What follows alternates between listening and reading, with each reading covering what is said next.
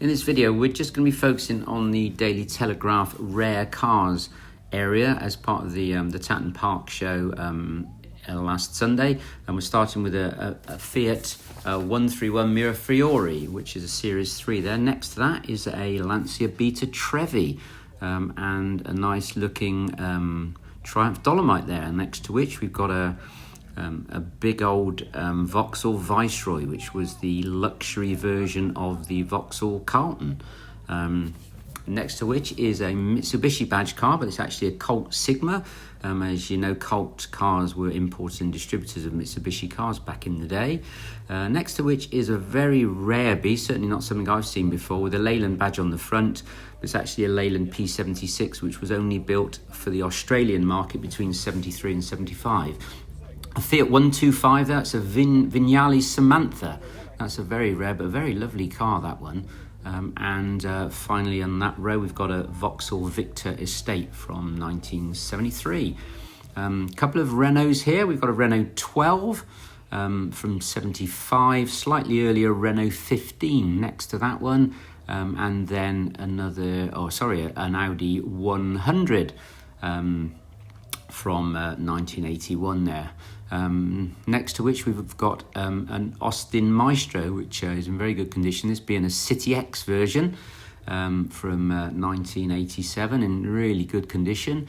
We've got a Morris Ital. Ital was the replacement for the Marina, and this was one of those. Next to which is a very large Ford Granada limousine based upon the fastback. This was a Coleman Milne conversion, and very splendid looking thing that is. And this is a Zastava Yugo 45, very rare thing. And here's the little Volvo 66 based upon the DAF 66s. Volvo took over part, or at least invested in the DAF cars, and a Volvo 360 next to that in great condition. And then on the end here we have a very, very nice Rover SD1, this one being the 2.4 litre version, not the V8 one, but a very nice looking car.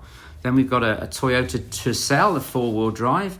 That's in great condition, next to which, with no badges on the front, but it's a Colt Celeste 2000, next to which we have a good old Ford Orion, this being a Ghia version.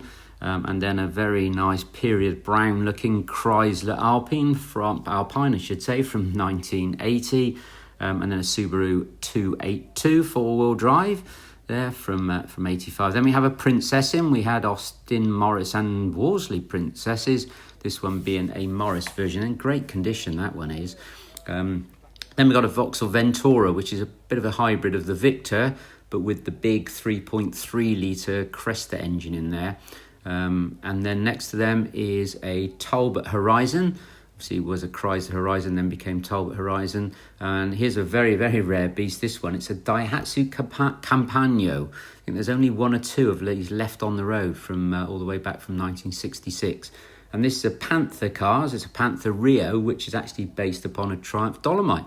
And that's a Honda Accord there on the end. Another Audi 100.